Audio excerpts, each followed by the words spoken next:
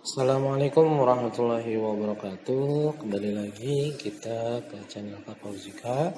Nah, hari ini kita akan membahas atau mempelajari tentang koordinat kartesius. Koordinat kartesius ini merupakan materi bab kedua dari materi untuk kelas 8 ya, untuk kelas 8 tingkat SMP. Jadi materi untuk kelas 8 tingkat SMP itu ada di sini tentang koordinat kartesius. Ya.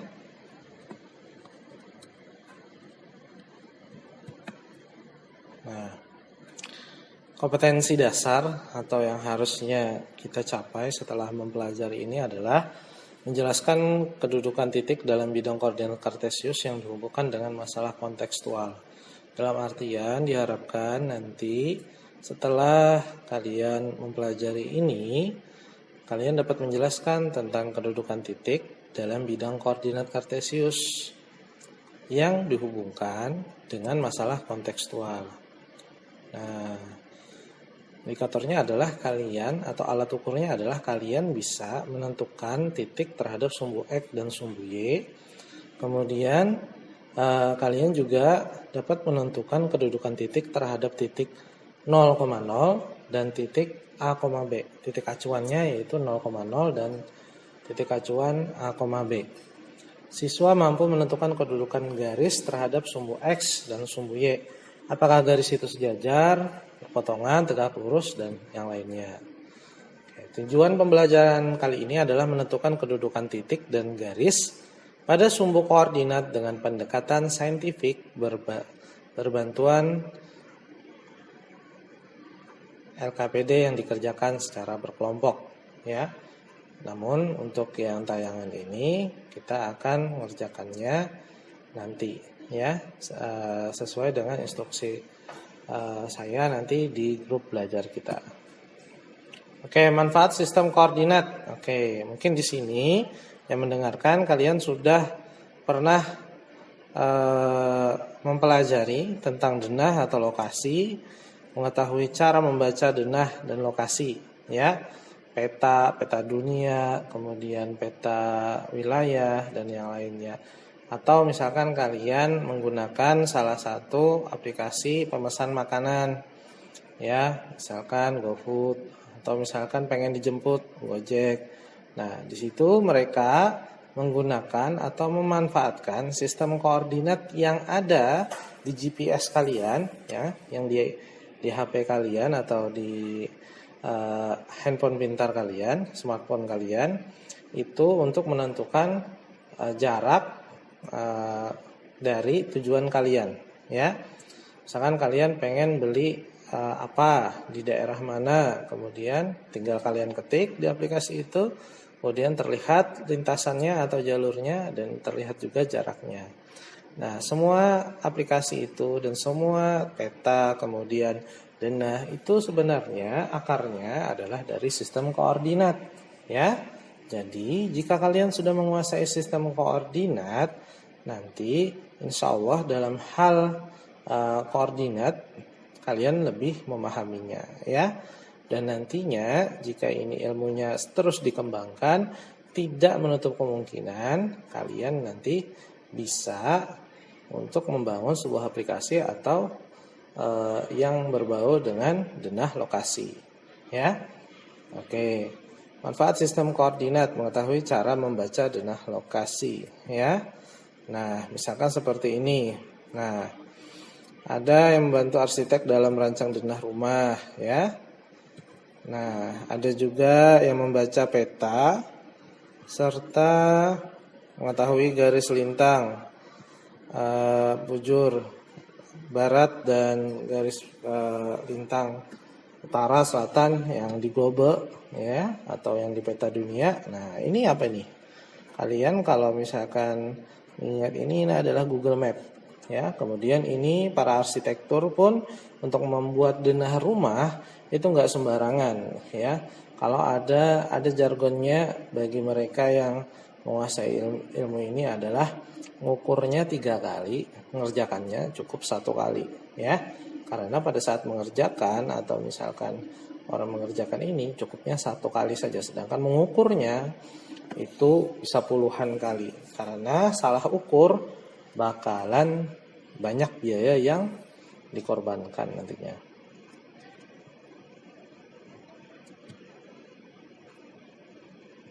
Oke, lanjut. Data konsepnya adalah kita akan mempelajari tentang koordinat kartesius, kedudukan titik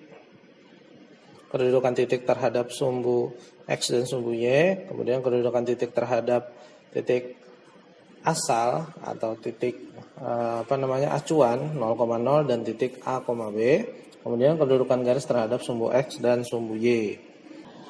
Oke, materi ini Andi ini adalah seorang supir bus, ya. Pada hari Selasa, Andi mendapat tugas untuk mengantarkan anak sekolah berkeliling Circle Center downtown. Ia diminta membaca denah kota tersebut dan melaporkan letak tempat penting di Circle Center downtown terlebih dahulu. Ya. Oke. Nah, perhatikan denah circle. Perhatikan denah circle, ya. Center tone di samping. Bantu Andi mengisi titik-titik di bawah ini sesuai contoh berikut. Oke, perusahaan air minum itu terletak di C5. Perusahaan air minum. Oke, kita cari perusahaan air minum. Oke, ini ya. Ini perusahaan air minum. Ada nih gedungnya, ya. Terletak di C5 katanya di sini. Sorry.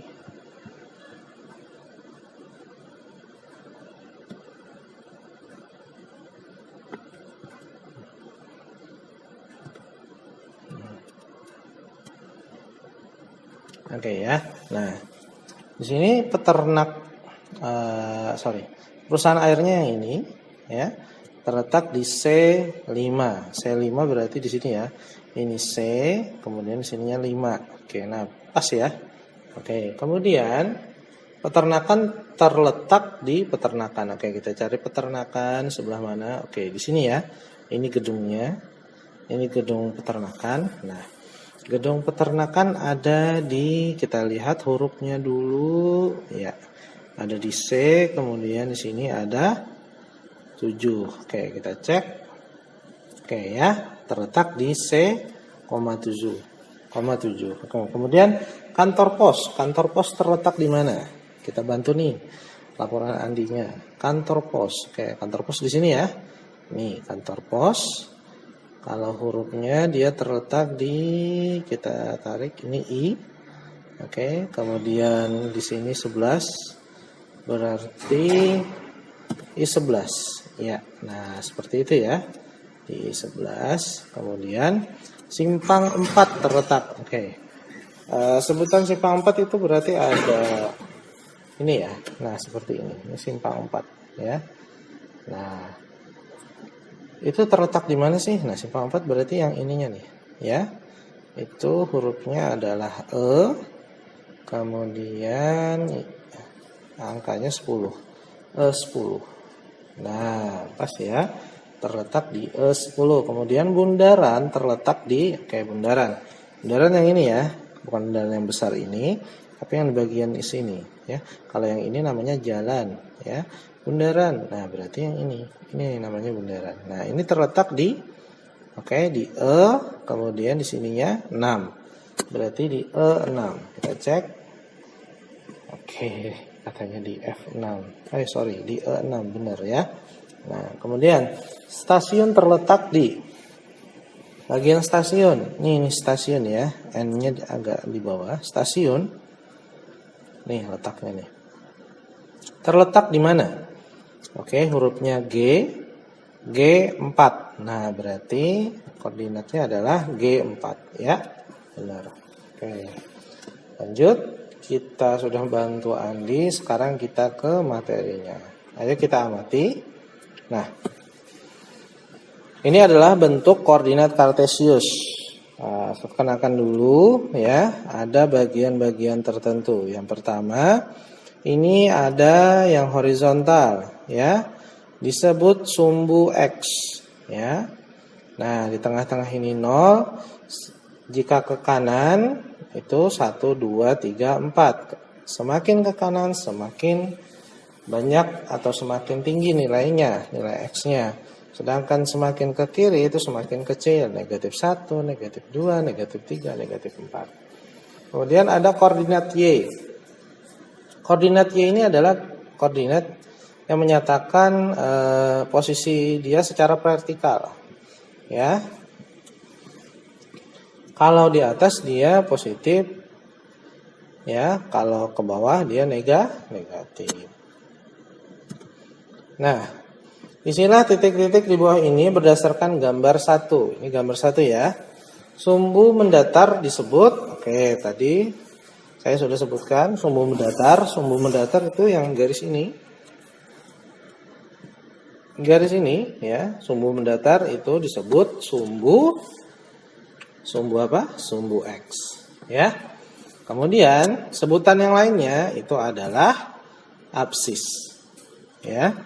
Jadi sumbu X letak atau ininya dia sebutannya absis ya. Jadi nanti ada kalau yang di ini tadi ya, di busnya Andi tadi ya, ada A, B, C, D dan seterusnya. Nah, itu sebenarnya absisnya adalah yang huruf tadi. Nah, seperti itu. C1 berarti absisnya C tadi ya. Kemudian lanjut, sumbu tegak disebut, oke, sumbu tegak yang ini tadi ya, disebut apa? Sumbu Y. Ya. Atau disebut juga dengan ordinat. Nah, kalau nanti ada pertanyaan, ordinatnya apa? Oke, berarti sumbu Y-nya berapa? Kalau di itu tadi, di contoh yang Andi tadi, itu berarti posisi yang angka ya, yang sebelah sini ya, secara vertikal. Nah, sumbu X dan Y membentuk bidang yang disebut apa ini? Nah, yang disebut koordinat kartesius ya. Nah, di sini sebutannya. Nah, semoga di sini sudah mudah untuk dipahami tentang bagian dasar tentang koordinat kartesius. Oke. Sekarang kalau kita lihat nih, ada titik A, ada titik B, ada titik C, ada titik D. Nah, kita lihat dulu yang A, yang B maupun yang C dan D, itu koordinatnya berapa sih? Nah, kita cek dulu ya. Ingat, absis dulu baru ordinat. X dulu baru Y. X-nya berapa kalau yang di A? Cek. Negatif 4, Y-nya 2. Oke, berarti absisnya negatif 4, ordinatnya 2. Ya. Nah. Oke, kita kembali lagi ke yang tadi. Diperoleh sumbu tegak dan sumbu datar, ya. Nah. Oke. Ada ini sebutannya adalah sumbu Y. Kalau yang ini sumbu X ya, tadi sudah kita jelaskan. Kemudian dari The Circle Center Downtown di samping diketahui bahwa bundaran terletak di terletak di mana? Di E6 ya. Nah, berarti dia ada di sumbu berapa? Sumbu X ya, berarti yang ini itu, dan sumbu Y yang ini ya. Nah, jadi penulisan letak berdasarkan koordinat kartesius adalah, ingat, X dulu baru Y. Nah, seperti itu. Oke, kita mengamati. Oke. Ini yang tadi ya, koordinat kartesius. Perhatikan gambar 1, koordinat kartesius di samping dan isilah titik-titik di bawah ini sesuai gambar 1. Bidang koordinat kartesius memiliki berapa buah sumbu? Oke, ada berapa? Kemudian saling titik-titik yaitu sumbu X dan Y membagi berapa wilayah? Nah, seperti itu. Ini kan 1, 2 ya, dibagi berapa nih? Nah, oke, kita jawab bidang koordinat kartesius memiliki 2 ya. Memiliki 2 sumbu yaitu X dan sumbu Y. Nah, ini saling apa nih? Saling berpotongan atau apa? Saling tegak lurus. Oke. Kalau berpotongan itu belum tentu tegak lurus. Contohnya misalkan garis yang seperti ini. Ini saya contohkan ya, misalkan yang seperti ini. Ada garis yang seperti ini. Ya. Nah, garis ini sebut saja dia garis L. Nah, garis L ini memotong sumbu Y namun tidak tegak lurus. Memotong sumbu X namun tidak tegak lurus. Nah, itu bedanya berpotongan sama tegak lurus. Jadi kalau dia bilang berpotongan berarti belum tentu tegak lurus. Tapi jika dikatakan tegak lurus otomatis berpotongan, ya. Oke. Kita lanjutkan lagi. Nah, ini yaitu ada apa aja sumbunya? Oke, X dan Y. Kemudian sumbu X dan Y membagi berapa wilayah? Membagi 4 ya. Yang disebut dengan kuadran namanya. Ya. Kalau di buku yang sering kita bahas di Telegram ya, di Telegram yang kita bahas di grup itu adalah di halaman 56. Di halaman 56 digambar 2.7 ya. Di halaman 56 digambar 2.7. Bisa kalian siapkan dan kalian buka bukunya ya di halaman 5 di halaman 56 digambar 2.7 ya. Ada kuadran 1, ada kuadran 2, ada kuadran 3, ada kuadran 4 ya. Nah, di sini seperti itu. Nah, sekarang kita ini ya, kuadran 1, kuadran 2, kuadran 3 dan kuadran 4 ya. Nah, diingat nih 1, 2, 3, 4 seperti itu. Oke. Sumbu koordinat membagi bidang atas 4 kuadran. Ada kuadran 1, ada kuadran 2, ada kuadran 3, ada kuadran 4. Nah, selanjutnya ada beberapa titik-titik ya di sini. Misalkan titik A itu negatif 4,5. Nah, dari mana ini negatif 4,5? Nah, karena ini lihat ya, tanpa yang melihat ini, misalkan, nah negatif 4 nih absisnya ya, negatif 4 ordinatnya 5. Absis dulu apa ordinat? X dulu apa Y dulu? X dulu ya. Absis dulu ya. Nah, jadi negatif 4,5. Oke, kemudian ada titik nih di kuadran 4 ya. Nah, di kuadran 4 ini ketemunya absisnya di 2, ordinatnya negatif 6. Absis dulu apa ordinat? Absis dulu ya. Berarti koordinatnya adalah 2, negatif 6. Oke, lanjut. Ada titik di kuadran 1. Coba kita lihat, absisnya adalah positif 5, ordinat atau Y-nya adalah 3. Nah, berarti 5,3 ya. Itu C kita namain.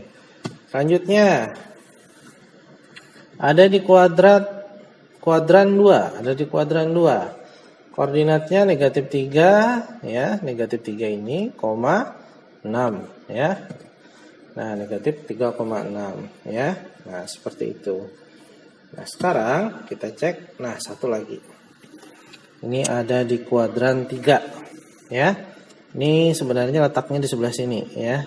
Kurang geser sedikit saja. Nah, ini letaknya ada di negatif 5 dulu apa negatif 2? Negatif 5 dulu ya, karena ini adalah sumbu X ya, X dulu, X baru Y.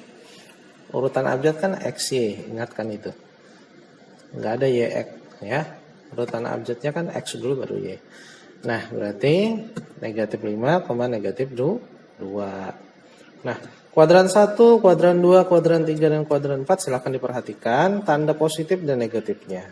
Ya. Di kuadran 1, keduanya positif. Di kuadran 2, yang positif absis apa ordinat? Ya, benar. Absisnya atau X-nya yang di depan, yang negatif. Yang di belakang positif. Kuadran 3, itu kedua-duanya negatif. Kuadran 4, yang negatif adalah Y atau ordinatnya saja, ya. Nah, berarti bisa kita lihat di sini.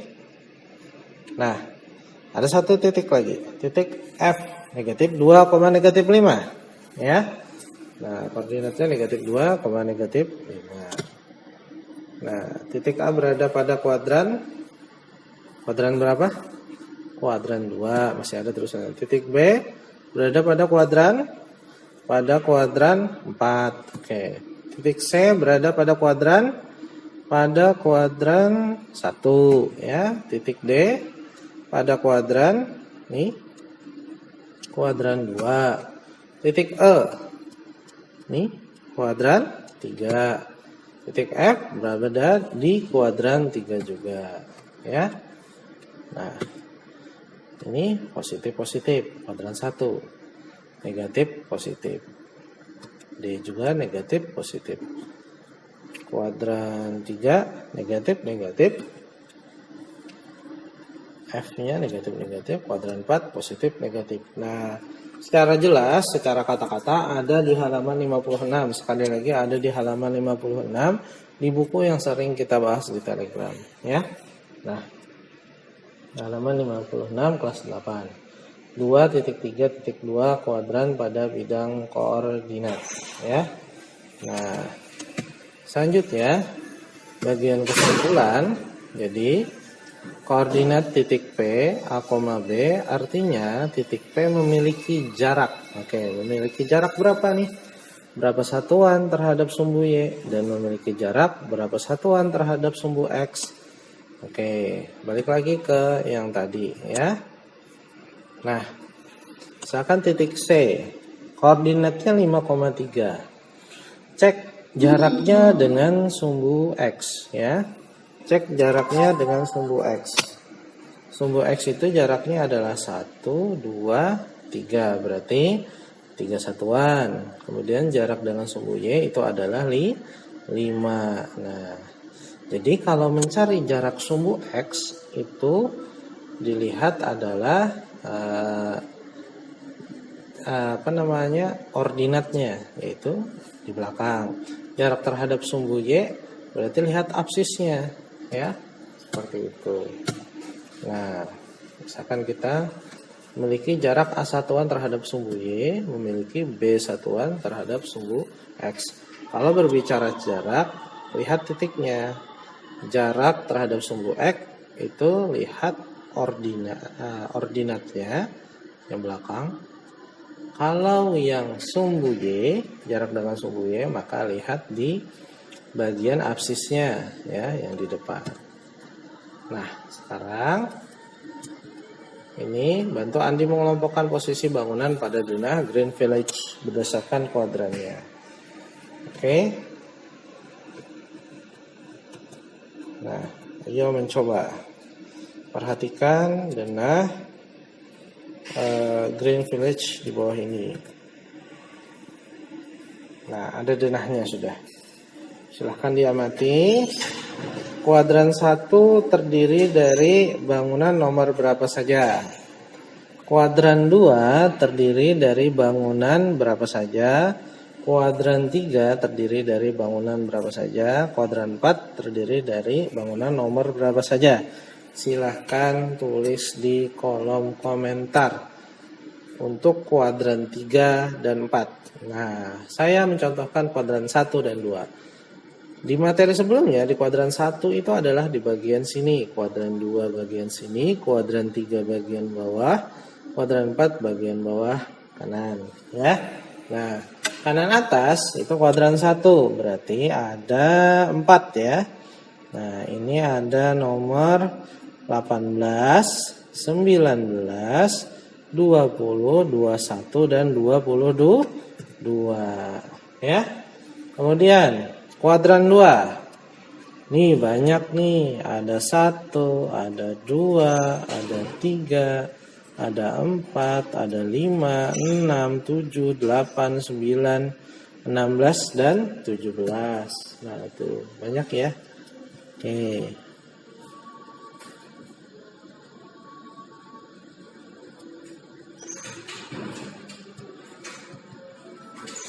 Oke.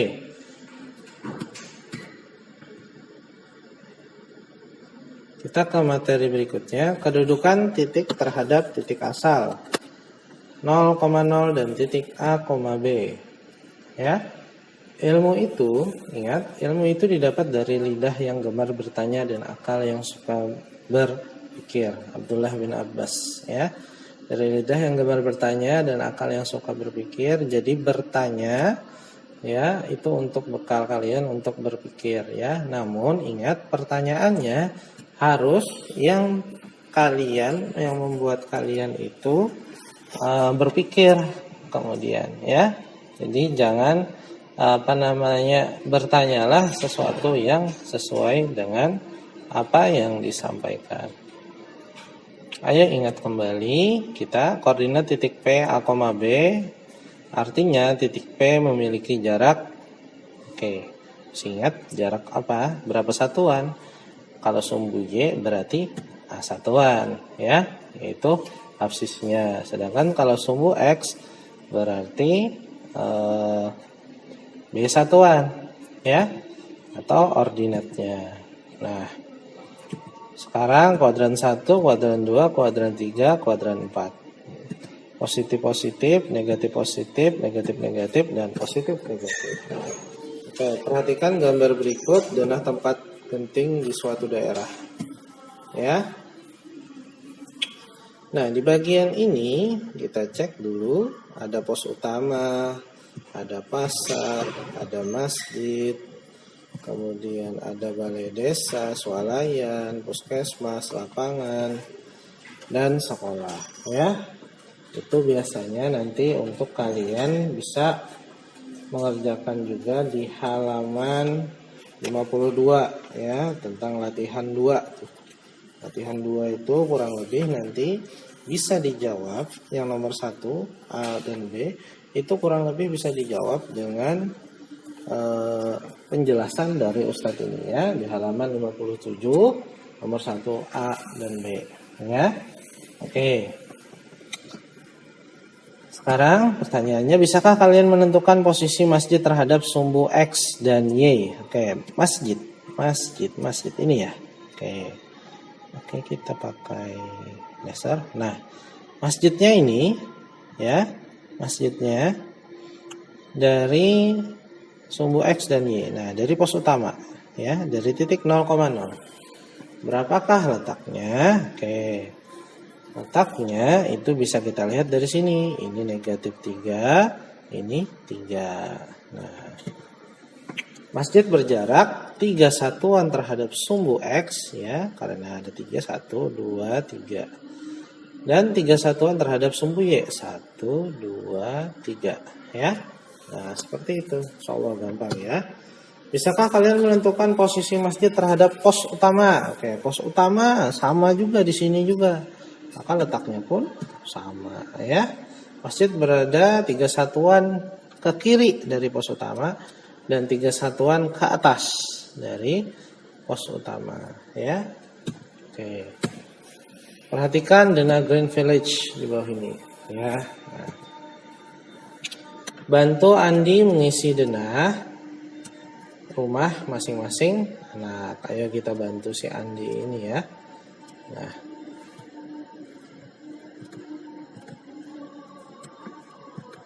oke, rumah Johan nomor 10. Itu terletak di mana? Rumah Johan nomor 10. Nah, ini nomor 10, ya. Nah, terletak di mana? Oke, koordinatnya absis dulu. Nih, negatif 10, negatif 10 ke negatif 1, ya. Negatif 10, negatif 1. Oh, ya. Nah, rumah Berta. Oke, Berta nomor 20. Berta nomor 20 nih, ya. Nah, 20 itu berarti, nah di sini kena di 7 ya.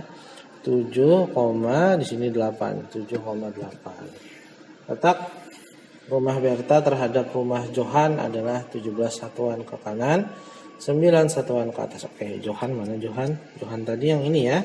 Nomor 9 ini. Nomor 9 tadi ya. Nah, kita pakai. Ini yang nomor 9 tadi. Oke. Kemudian punya si rumah si siapa? Berta. Berta tadi nomor 20. Nah, di sini ya. Nah, coba kita cek. Dipakai garis. Oke ya. Kita arahkan jauh ya. Nah, kita buat titik temunya. Kita bikin segitiga di sini. Oke ya. Nah, kita bisa hitung nih. 17 satuan katanya ke kanan, benar nggak sih? Oke, 1, 2, 3, 4, 5, 6, 7, 8, 9, 10, 11 ya. Oh, salah. Ternyata salah rumah ya. Nah, itu ya. Karena saya tidak teliti maka terjadilah kesalahan. Rumah Johan itu nomor 10. Nomor 10 itu di mana? Nomor 10. Ini nomor 10 ya. Tadi saya nomor 9. Ini nomor 20. Oke. Kita lakukan ya. Nah, nomor 10. Kemudian ini juga kita sambung. Sini juga ya. Nah. Oke, pakai warna beda deh biar membedakan ya.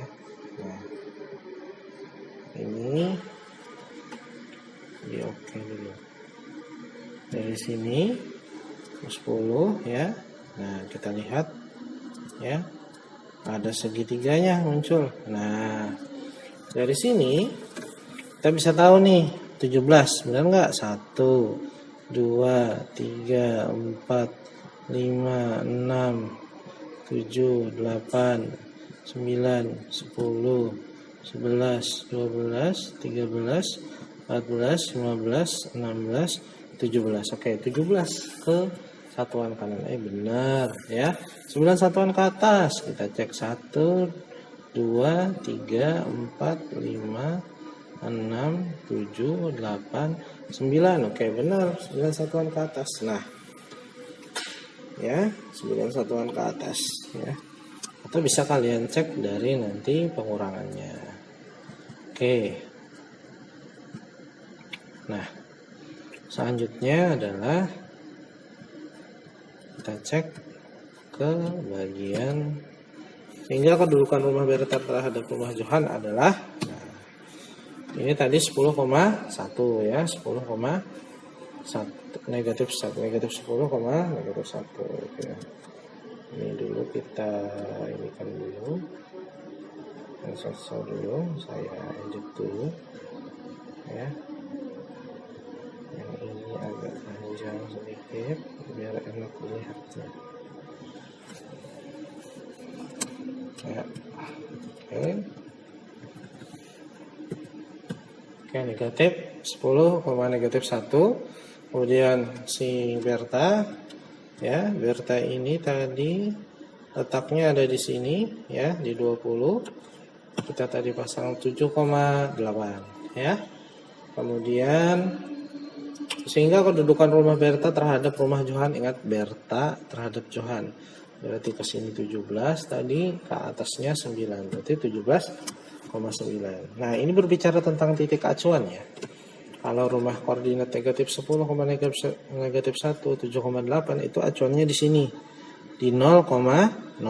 Sedangkan kedudukan rumah Berta terhadap rumah Johan. Nah, berarti rumah Johan ini adalah titik acuannya. Dari sini ke rumah Berta itu koordinatnya berapa ya. Nah, oke. Perhatikan denah, bantu Andi mengisi denah rumah. Oke. Johan dan Chelsea. Nah, sekarang letak rumah Chelsea terhadap rumah Johan. Oke. Chelsea mana sih? nomor 1 nih, rumah Chelsea. Rumah Chelsea itu ada di sini. Nah, dekat sama si Johan ya. Nah, dia kalau koordinatnya itu adalah negatif 10 dan 8. Sehingga kedudukan rumah Chelsea terhadap rumah Johan oke. Nah, itu negatif 10, negatif 1 sama seperti tadi. Ini negatif 10,8. Letak rumah Chelsea terhadap rumah Johan adalah, nah, rumah Chelsea terhadap rumah Johan. Saya pakai ini dulu. Nah, rumah Chelsea terhadap rumah Johan. Chelsea-nya di sini, Johan-nya di sini. Oke. Satu garis lurus. Berarti letaknya itu hanya berapa nih? Ini negatif 1. Nah, kita bisa lihat dari sini juga ya. Nah, karena jaraknya sama. Negatif 1 ke 8 berarti perlu berapa langkah? Nah, itu perlunya adalah 9 langkah, berarti otomatis nanti 9 langkah ke atas ya. Nah, kedudukannya 0,9. Kenapa 0? Karena dia tidak ke kanan maupun ke kiri. Kan acuannya di sini. Ya, kemudian dia ke atas. Nah, jadi 0,9 saja. Oke, kita hapus dulu. Lanjut. Nah, oke, rumah Johan dengan rumah Oliver. Oliver 24. Nah, 24 yang di sini nih. Nah, 24 ya. Rumah Johannya sama Olivernya 8, negatif 1 di sini ya. Pas kena yang sini, bukan yang di bawah ya, di sini. Nah, berarti jaraknya bagaimana? Jaraknya dari sini ke rumah Johan. Negatif 10, negatif 1. Oke. Nah, ini berbedanya adalah dia ke kanan. Nah, kalau ke kanan saja dan tidak ke atas dan ke bawah, maka ordinatnya kosong, ordinatnya 0 ya. Berarti apa? Kesimpulannya berarti hanya absisnya saja yang berperan. Nah, ini 8, ini negatif 10. Nah, berarti 18 jaraknya. 18,0 ya. Oke. Lanjut lagi. Nah, sekarang ayo kita ingat rumah Johan, letak rumah Johan terhadap rumah Johan. Nah, kedudukan rumah Johan terhadap rumah Johan ya jelas itu adalah 0,0 kedudukannya. Kalau rumah Johan terhadap ini titik acuan itu adalah negatif 10,1. Oke. Ya.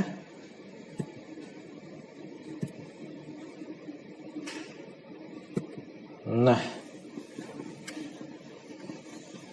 ini adalah denah yang ada di buku perpustakaan ya, yang ada di buku perpustakaan. Yang ada di buku perpustakaan, nanti kalau kalian di sekolah itu biasanya ada ya. Nah, dan nanti filenya untuk yang ini juga terbagi ya, insyaallah. Oke, kita akan belajar tentang kedudukan garis terhadap sumbu X dan sumbu Y. Nah, kita sudah belajar pelajaran IPS tentang peta, ada namanya garis bujur, ada namanya garis melintang. Nah, negara kita itu kan berada di daerah Khatulistiwa, yang dimana itu adalah apsis atau sumbu X-nya bumi ya. Sumbu X-nya bumi yaitu garis melintang yang memiliki derajat 0 derajat ya. Kalau di garis bujurnya itu yang 0 derajat ada di Greenwich. Sedangkan kita Khatulistiwa ya. Jadi Indonesia kena Afrika kena. Nah, oke. Ini manfaatnya salah satunya sistem koordinat yang digunakan di mata pelajaran lain. Nah, dengan mengetahui berapa banyak garis bujur yang dilalui perjalanan dari Indonesia ke Arab Saudi atau Saudi Arabia, maka kita dapat mengetahui perbedaan waktunya. Jadi, kita mengetahui perbedaan waktu dari tiap negara dibantu dengan garis bujur ya. Sama seperti kita, Indonesia itu memiliki 3 wilayah waktu. Ada WIB, ada WIB, ada WITA. Ya, kita WITA. Ya. Nah, lanjut. Nah, ada garis namanya garis K dan L. Kalau kedudukannya dia sejajar. Kemudian ada garis M dan garis N. Kedudukannya berpotongan. Ini tadi dijelaskan ya di awal video. Kemudian di titik apa garis M dan garis N berpotongan? Di titik A. Jika ada garis P seperti gambar di samping, ada garis P ya. Diberi titik garis P memotong garis M dan garis N. Nah, di titik apa? Ya. Di beberapa titik garis P memotong garis M dan ada berapa titiknya? Ya, jadi ada hanya satu, yaitu si A ini. Dan jika garis P digeser seperti gambar di samping, ya, di beberapa titik garis P memotong garis M dan garis N. 2 ya, kalau kita geser ke atas ya. Nah, kalau kita geser ini ke atas ini ya. Kalau kita off dulu.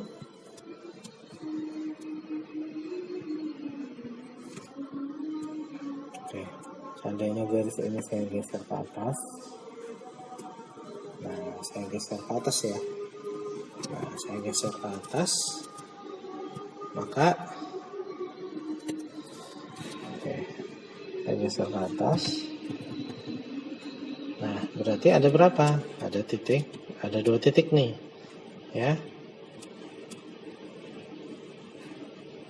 Ada 2 titik nih, ada titik 1 nih, ada titik 2 ya.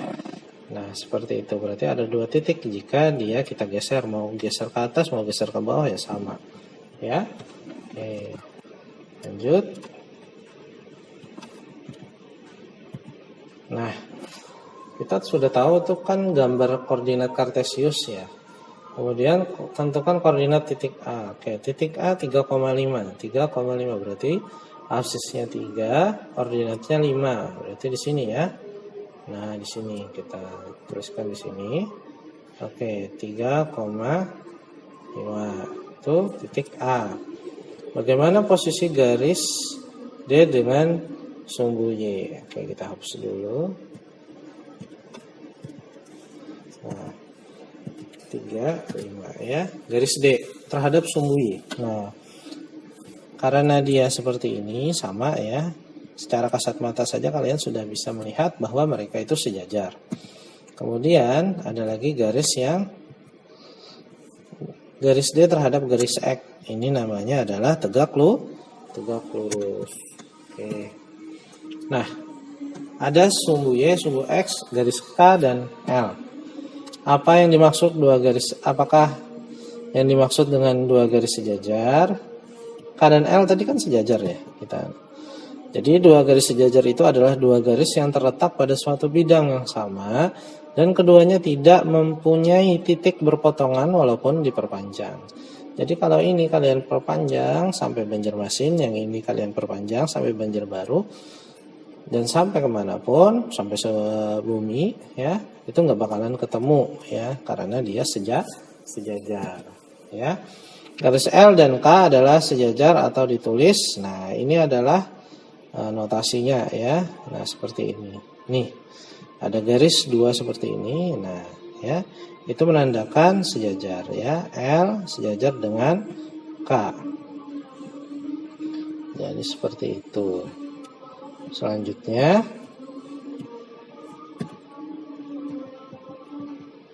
oke, itu dulu untuk hari ini tentang bagian garis sejajar, berpotongan, dan tegak lurus tadi ya. Tolong diingat kembali pembelajarannya, diingat kembali seperti ini. Titik A ini memiliki jarak berapa terhadap sumbu X? Hitung aja. 1, 2, 3, 4, 5 ya. Nih, sudah di sini nih. Ini jarak dengan sumbu X. yang ini jarak dengan sumbu Y. Nah, 1, 2, 3 pas ya. Nah, jadi seperti itu.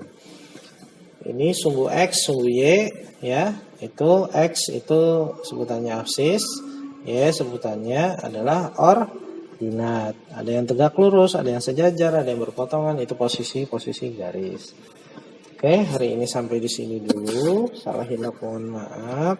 Jika ada pertanyaan, bisa kalian tuliskan di bagian komentar. Dan ingat tadi ada tugasnya di bagian slide yang ini ya. Kita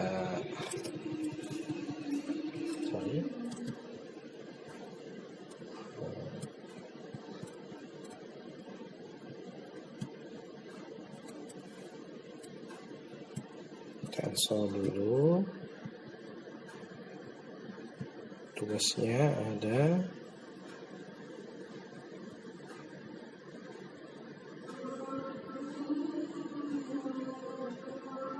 tolong di bagian kolom komentar tadi ya.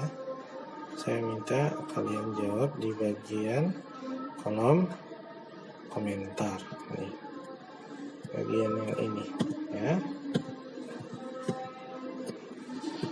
Nah, di bagian sini kalian jawab di bagian kolom komentar tentang kuadrat 3 dan kuadrat 4 pada video ini. Nah, ini ya, kuadrat 3-nya itu bangunan nomor berapa saja? Kuadrat 3 yang bagian mana? Kuadrat 4 bagian mana ya? Nah, seperti itu. Jadi dijawab di bagian kolom komentar, tulis nama kalian, tulis kelas kalian, tulis tahunnya ya. Kalau video ini dibuat itu tahun 2021 bulan September ya. Jadi September 2021 nama, kelas, dan tuliskan jawaban kalian. Kuadran 3 terdiri dari bangun nomor sekian sekian sekian. Kuadran 4 terdiri dari bangunan nomor sekian sekian sekian. Begitu saja hari ini perjumpaan kita. Salah hilaf mohon maaf. Wassalamualaikum warahmatullahi wabarakatuh.